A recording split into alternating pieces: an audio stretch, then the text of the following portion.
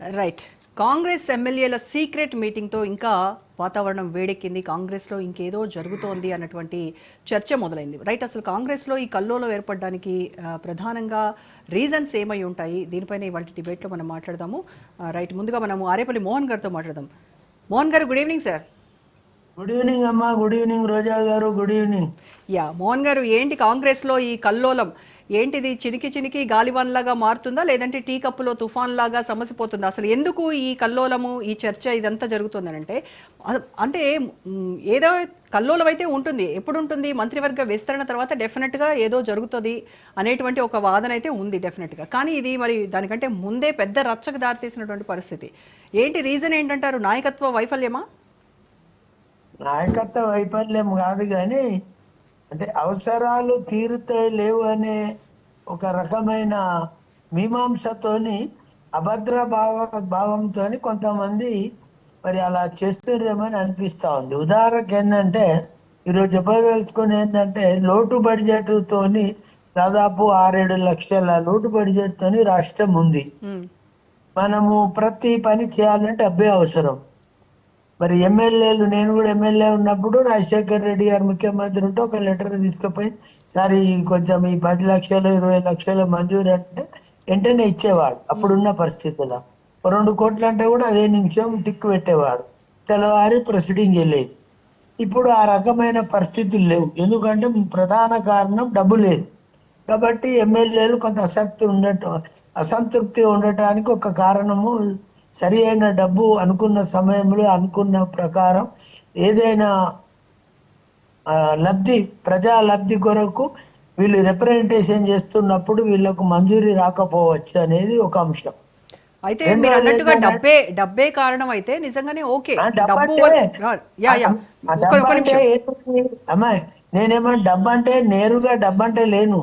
ఒక గ్రామం లోపట లేదా ఒక మండలం లోపట ఒక 20 లక్షలు 50 లక్షలు లేకపోతే 1 కోటి రూపాయలు 200 కోట్లు 50 కోట్లు ఒక ప్రాజెక్టు కొరకు వాళ్ళు డబ్బు కావాలని ఒక వినతి పత్రం ద్వారా వెళ్ళినప్పుడు అది మంజూరు కాని పరిస్థితి ఉన్నప్పుడు కొంతమంది నిరాశ నిస్పృహకు లోనే అవకాశం ఉంటది అనే మాట వాస్తవం.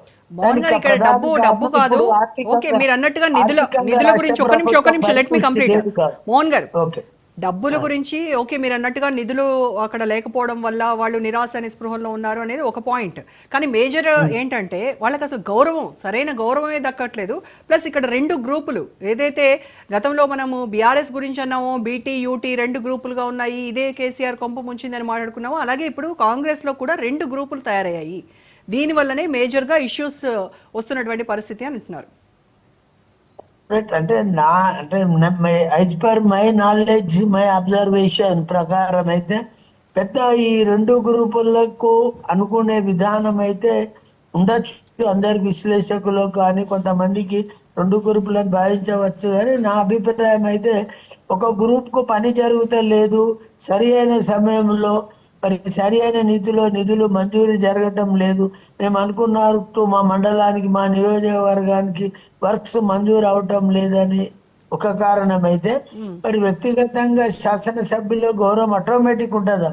ఉదాహరణకు నేను కొత్తగా శాసనసభ్యుడు అయినప్పుడు ఒక ఐఏఎస్ ఆఫీసరు నేరుగా నిలబడి 2 చేతుల నమస్కారం పెట్టి ప్రతి నమస్కారం తీసుకొని రెస్పెక్ట్ ఇచ్చే విధానం చూసాము. అది కొనసాగుతూనే ఉంది. రెస్పెక్ట్ విషయంలో నాకు తెలిసి ఎమ్మెల్యేలను నెగ్లెక్ట్ చేసేటంతటూ ఎవరు ఉండరు. ముఖ్యమంత్రి గారు ఉండరు, ఉప ముఖ్యమంత్రి ఉండరు, మంత్రివర్గంలో ఎవరు కూడా ఉండరు. నాకు తెలిసి ఇప్పుడున్న మంత్రివర్గంలో అందరు సీనియర్లే ఉన్నారు.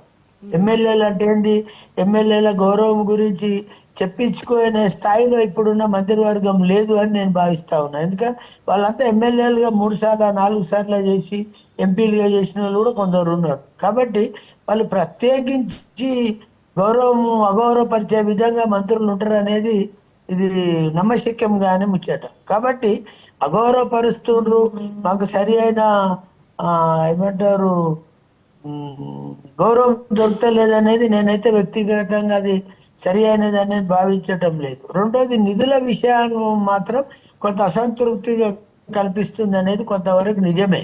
ఎందుకంటే ఒక నియోజకవర్గానికి సంబంధించి 50 కోట్ల నిధులు కావాలని వివిధ పనుల మీద పోయినప్పుడు అలా 2 కోట్లు 3 కోట్లు 5 కోట్లు మంజూరు ఇస్తే ఆ శాసనసభ్యుడు మెరుగ్గా సంతోషంగా అరే నేను ఇన్ని వర్కులు మంజూరుకి పోతే రెండన్న వచ్చినాయి తీసుకుపోయి ప్రజా జీవితంలో ఆ మండలంలో అక్కడిక్కడ పెట్టే అవకాశం ఉంటది అనేది ఆ శాసనసభ్యుడికి ఉండే అవగాహన.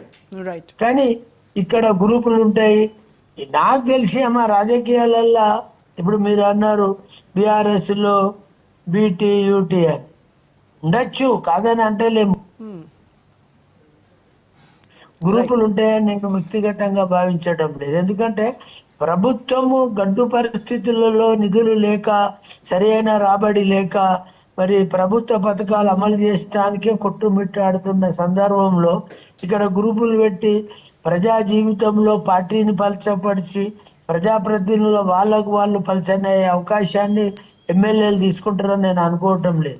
కాబట్టి ఇక్కడ వ్యక్తిగతంగా నేను అనుకునేది ఒకటే, కొన్ని సందర్భాల్లో వాళ్ళు అనుకున్నట్టు అనుకున్న సమయంలో పనులు నిధులు రావటం లేదని భావనలో ఉండవచ్చు అనేది మాత్రం కొంత ఉండవచ్చు. రైట్ అండి. ఓకే, రాజయ్య గారితో మాట్లాడదాం. రాజయ్య గారు, కాంగ్రెస్ పార్టీ 1 ఇయర్ ఏడాది పాలన పూర్తి చేసుకొని సంబరాలు చేసుకుంటున్నటువంటి పరిస్థితుల్లో ఇప్పుడు హామీలపై దృష్టి పెట్టాల్సినటువంటి ఈ టైంలో, అమలు విషయంపై దృష్టి పెట్టాల్సిన ఈ టైంలో కాంగ్రెస్లోనే స్వపక్షంలోనే విపక్ష నేతలు